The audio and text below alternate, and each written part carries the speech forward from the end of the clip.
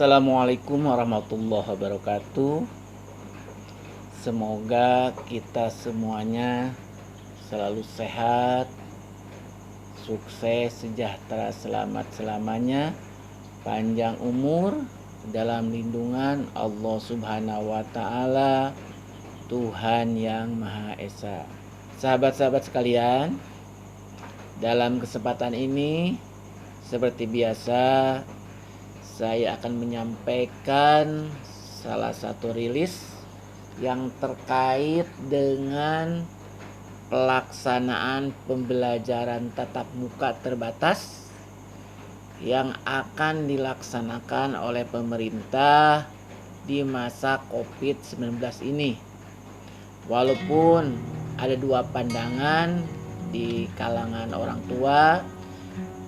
Pandangan pertama menginginkan anak-anaknya bisa mengikuti pembelajaran jarak jauh.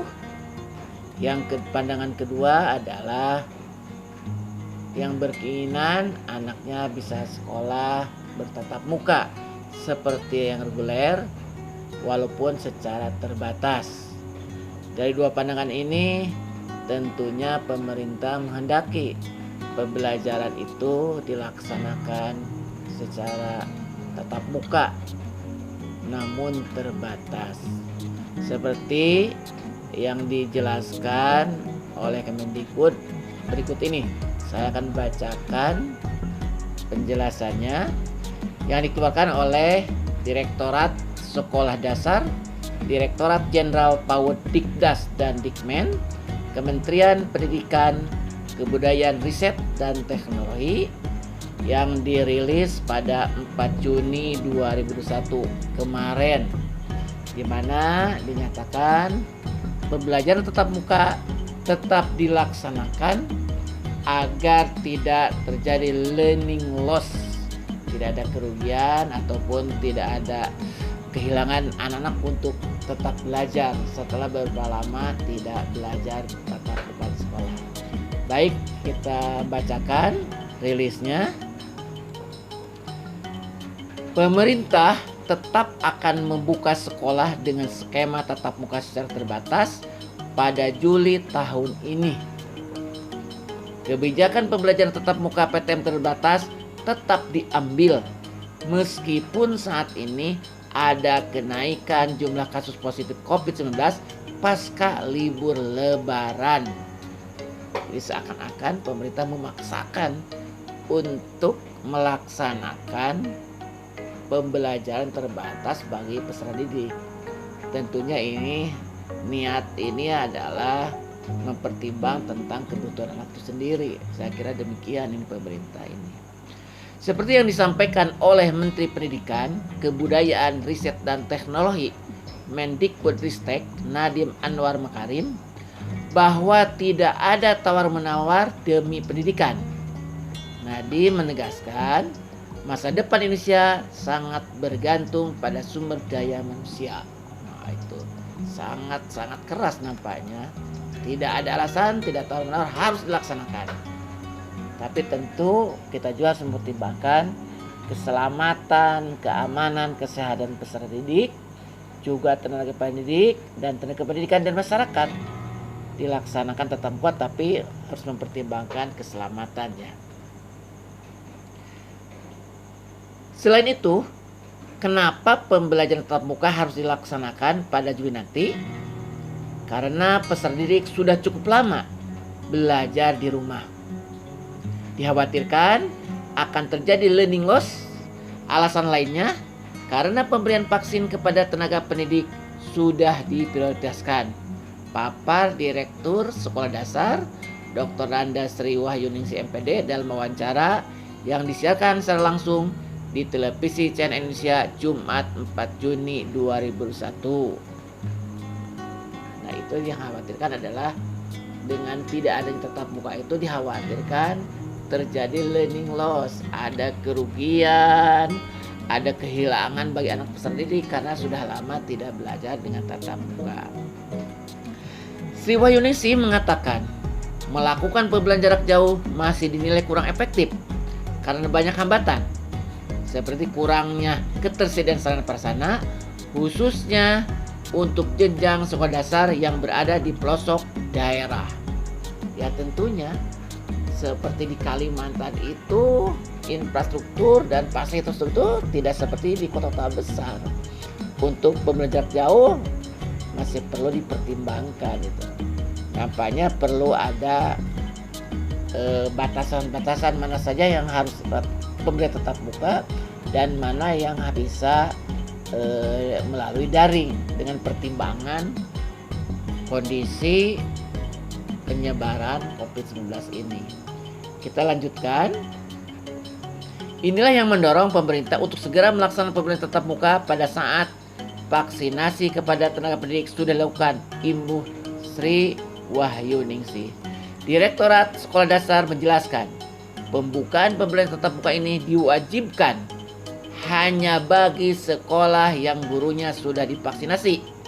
Selain itu, juga diwajibkan bagi sekolah yang sudah siap dengan memenuhi daftar periksa, seperti menyediakan sarana cuci tangan pakai sabun dan menegakkan protokol kesehatan sesuai yang diisyaratkan dalam SKB 4 Menteri. Jadi ini di sekolah diwajibkan itu bagi sekolah-sekolah tertentu, tidak semuanya gitu kan. Jadi ada batasan-batasan. Mungkin bagi daerah terpencil, daerah di pelosok dimungkinkan untuk tetap muka. Tapi bagi di sekolah-sekolah yang ada di perkotaan mungkin perlu pertimbangan karena tingkat kerumunannya, tingkat disiplinnya pun masih memerlukan perhatian lebih khusus lagi.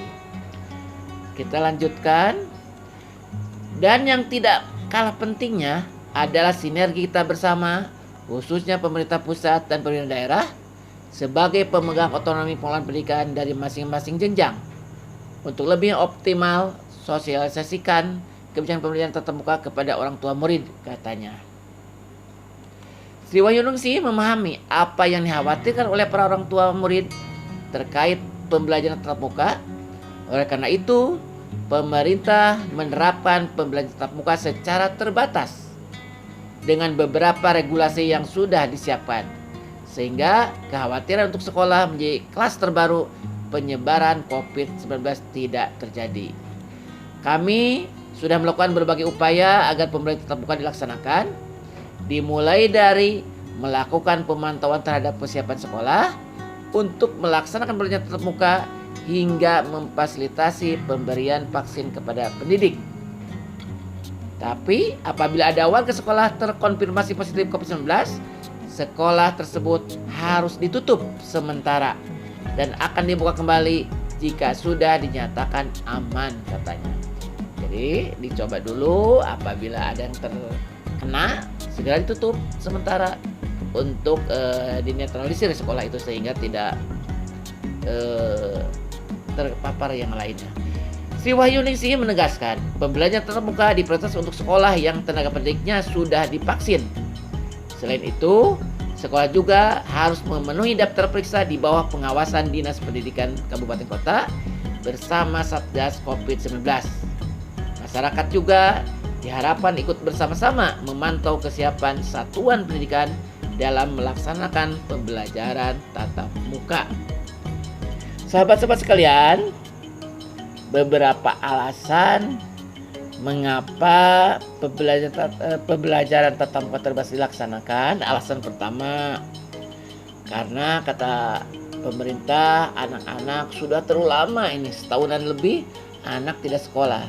Tentunya ada semacam kejenuhan, termasuk mungkin di rumah pun ada beberapa anak yang fokus tidak belajar, bahkan hanya main game. Ini pun sangat berbahaya apabila di rumah terus. Yang kedua adalah, yang paling utama adalah jangan sampai ketidaksekolahan anak-anak ini dikhawatirkan terjadinya learning loss. Menjadikan sudah lama tidak sekolah, akhirnya menjadi anak-anak kehilangan untuk belajar, kehilangan, kerugian minat belajarnya gitu kan. Yang kedua adalah alasannya karena beberapa tenaga pendidik juga sudah melaksanakan vaksinasi. walaupun sebagian mungkin masih ada. Tapi itulah menjadi tugas kita bersama, bagaimana pendidik, tenaga kependidikan, dan masyarakat termasuk orang tua harus vaksinasi supaya kita peserta didik dan anak-anak kita bisa belajar dengan sungguh-sungguh. Sahabat sekalian, PTM ini diwajibkan bagi sekolah yang betul-betul pertama gurunya dan tenaga kependidikannya sudah betul-betul divaksinasi. Yang kedua, harus memenuhi daftar periksanya seperti fasilitas-fasilitas termasuk standar protokol kesehatan, termasuk tersedianya fasilitas cuci tangan dengan sabun dan sebagainya, juga termasuk metode pembelajarannya, pendekatan pembelajarannya harus menjadi perhatian.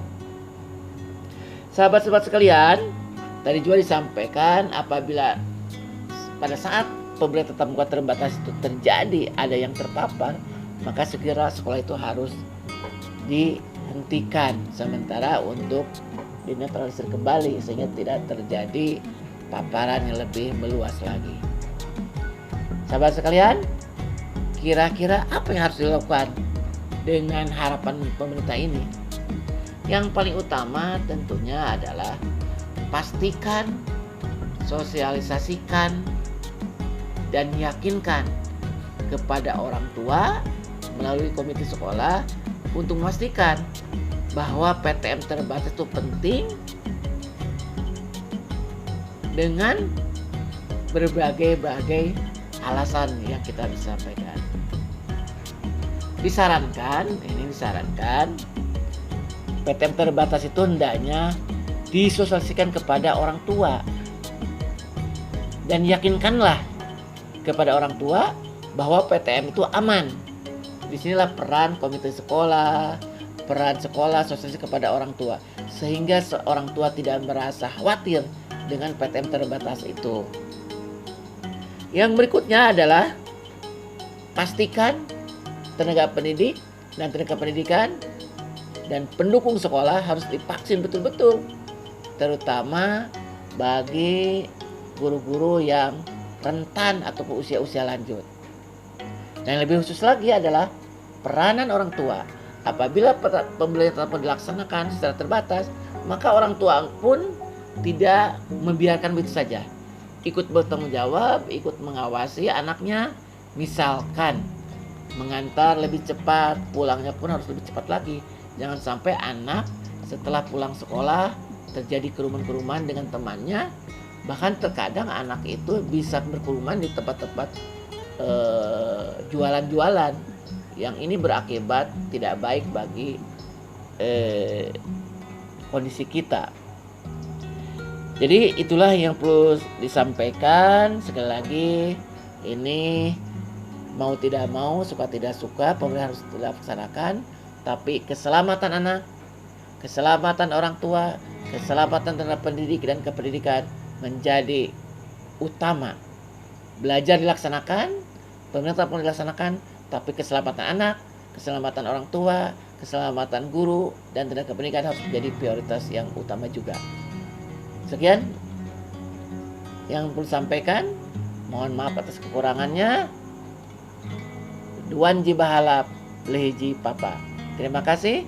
Assalamualaikum warahmatullahi wabarakatuh.